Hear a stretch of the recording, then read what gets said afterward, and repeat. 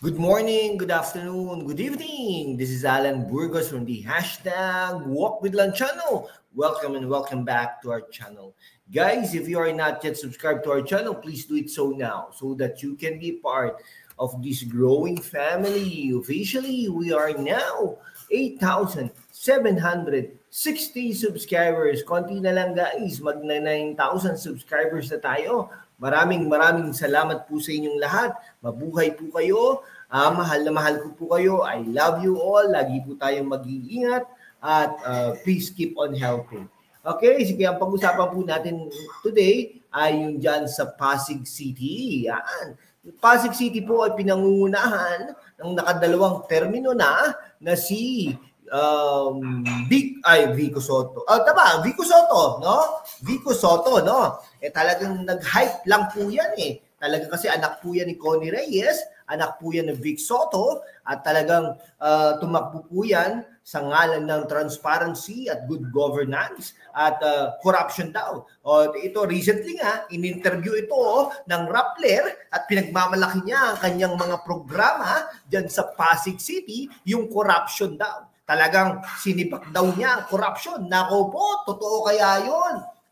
Recently, lumalabas-labas na po ang totoong kulay at issue ng Pasig City, no? Biruin mo, overpricing, PWD na RAM, dalawa, magkano lang yun? Baka ano lang, 50 mil lang yun, mga ganun bagay ba? Pero alam niyo po ba magkano yan? Di umano, according sa isang vlogger, di umano na ito ay 6 million pesos, nasa ng katarungan, no? Tapos ito yung City Hall, inano pa yan, no? Ginigiba o giniba na at patatayuan ng bilyong piso na City Hall. Naku po pinag-uusapan natin dito ang syudad, no?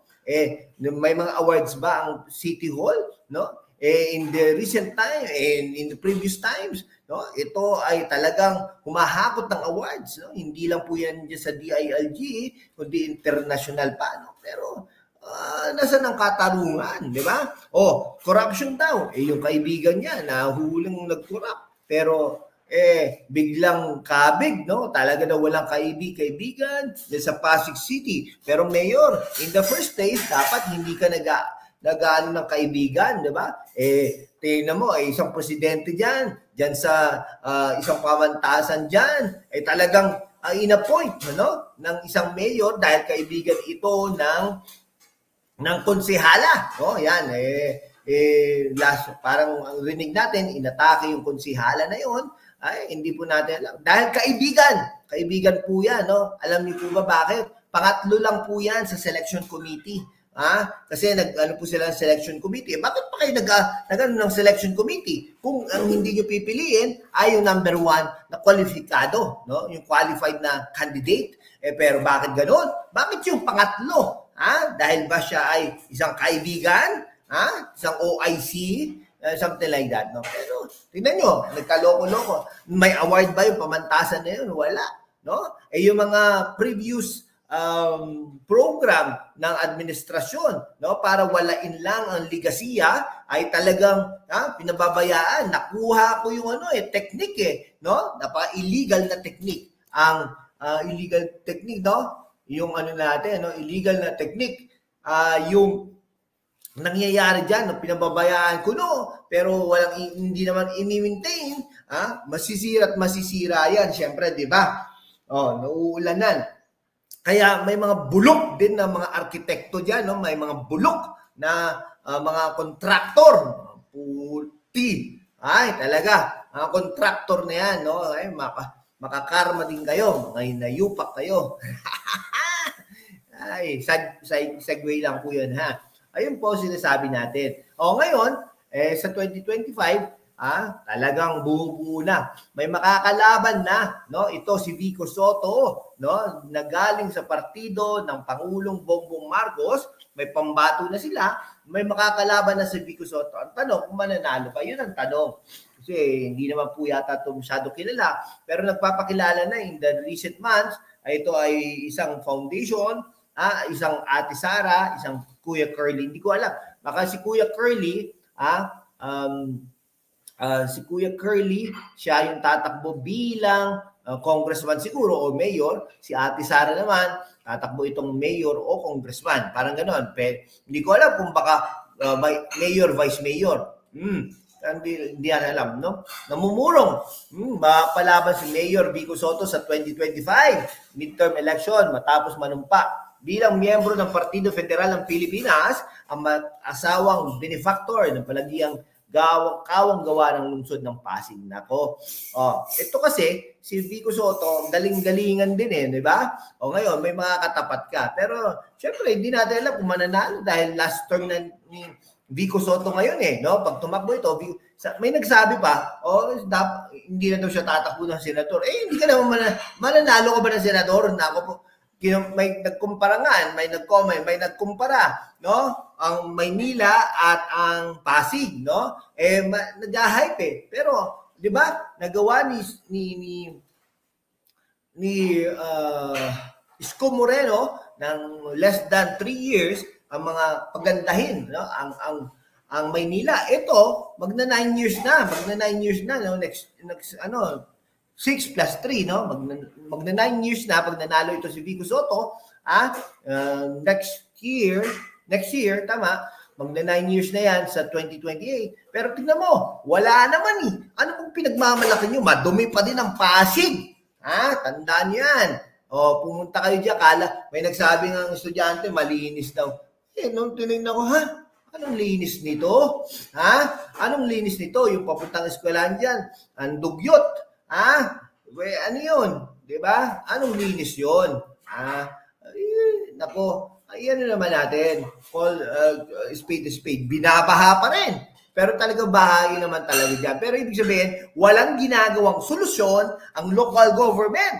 No? Ang solusyon nila ay pagkatapos ng baha, pagkatapos ng bagyo, doon sila gagawa. Pero before that, hindi nila sinusubukan na maialis ang baha.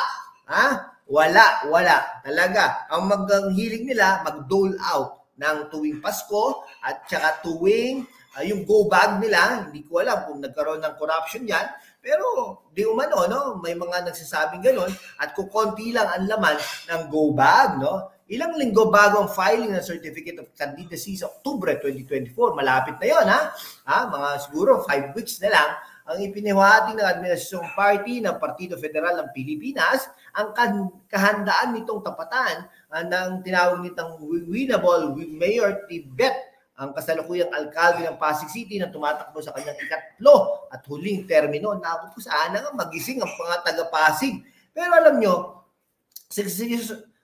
yung umpisa, no, wala kang makikita magwakomento ng mga corruption issues, no? Kay Vico Soto, pero ngayon unti-unti nang nagigising, no? Isa, dalawa, no? Pero ngayon talaga dumadami-dami na, no? Biruin mo ba naman, merong isang trapong-trapo, di ba? May isang konsehal lang, nataas na yon sa local government. Konsehal na. Biglang tumakbo bilang kapitan ng isang malaking barangay diyan, no? Bakit? Pinatakbo ni Vico Soto, no? Yan, pinangalanan na ni Partido Federal ng Pilipinas, Secretary General Tommy Lanchon, ang kilalang lead advocate ng charity work sa Pasig na si Sara Rowena Diskaya. Yan tandaan niyo po yan. Sara Rowena Diskaya bilang potential na pambangga sa re-eleksyon nitang alkalde, no? Sana magising naman po. Magising naman ang mga taga-Pasig, pero sinasabi ko nga, ay si Diskaya talagang malaking tulong at hindi lang po yan ay talagang marami po yung gagawin para sa mga taga-Pasig. Pero syempre pag winnability issue ang tatanungin, tignan natin, baka naman si Pangulong Bongbong Marcos ay i-endorse siya, at pag in-endorse siya ay baka manalo kasi in the past wala pong napapanalo si Bongbong Marcos.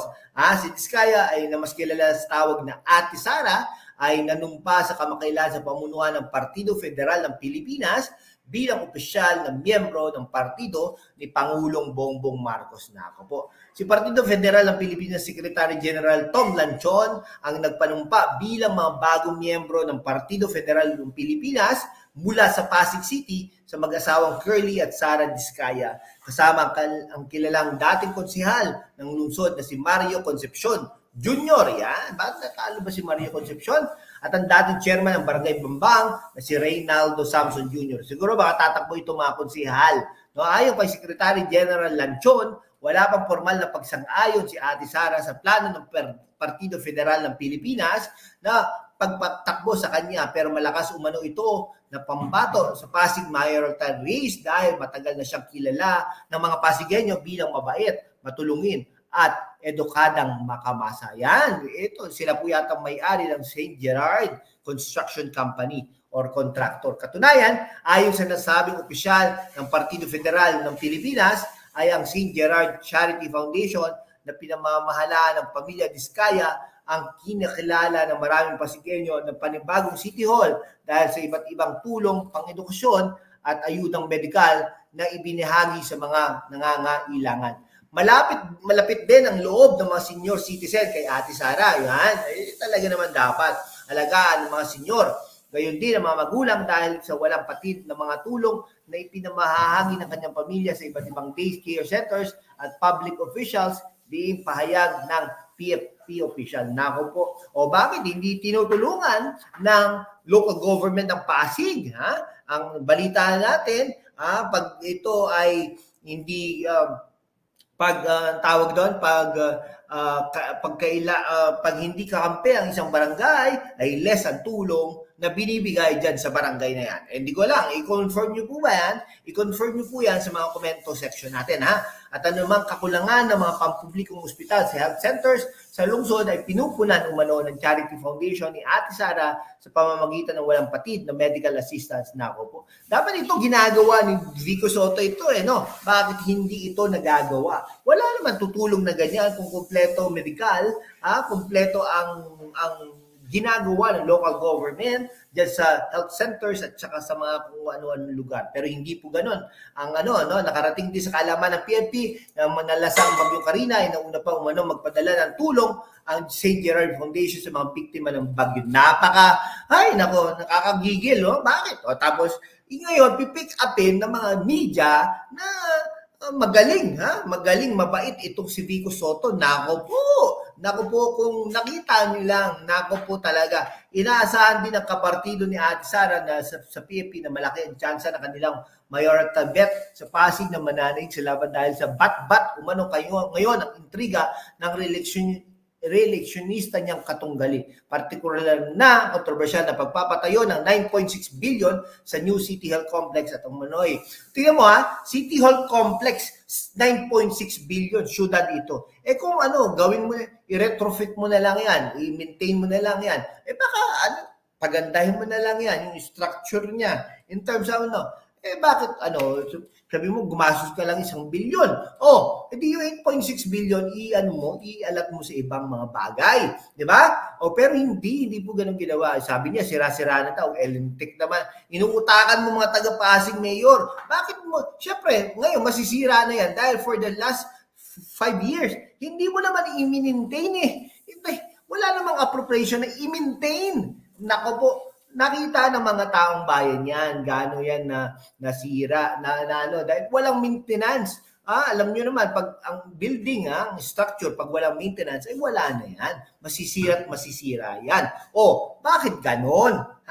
Bakit po ganon? Lintik na yan mga kontraktor na to. Lintik na mga arkitekto na ito. Yung mga architect dyan, lintik kayo. Tayo po ay nagiging biktima kasi para mga ganyan. Kaya po tayo nagagalit. Ay, nako, makakarma ka din. Ikaw, architect. Ay, nako, papangalanan natin yan pag tayo napikon. Ikaw, makakarma ka din. Ikaw, contractor ka. Yan, sa New City Hall Complex. 9.6 billion. Ako, madaming yumaman dyan. At ang manoy mo, namalyang 17.2 million cash allowance sa mga empleyado na pinalitan lamang ng t-shirt ang dapat sana matatanggap na 1,500 na cash bawat kawani ng lungsod. Naku po, may 1,500 tapos t-shirt. Magka 1,500 ba? Tignan mo, nauutakan na nila ngayon. Ay dati, ganyan. Wala, dati parang transparent. Ngayon, good governance in the past. Pero ngayon, wala na. Hindi na uso yung mga ganyan. no? Sabi siguro ay kailangan na natin kumita. Habang may ganitong mga issue laban kay Soto, kagaya ng magarbong luho sa City Hall Complex, ang mga pampublikong paggamutan at health center sa lungsod ay kulang naman sa mga gamot ng espesyalistang kagamitan. Nako, talagang magigigil ka din. No? Magigigil ka din sa mga ginagawa ng current administrasyon ng Pasig City. Pero pipick upin yan kasi anak yan, pipick upin yan na maganda, magaling.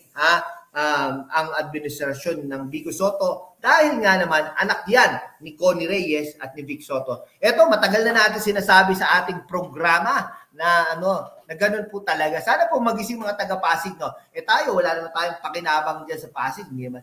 Kahit sa mga ibang politiko, hindi naman tayo binabayaran, no? Independent po tayo. Kung talagang sinabi natin yung base sa ating puso at base sa ating paniwala. Okay, sana po magising po ang mga taga-Pasig, no? Sige po, hanggang dito na lang po mga kaibigan ko. Maraming salamat po sa inyong lahat. Mabuhay po kayo.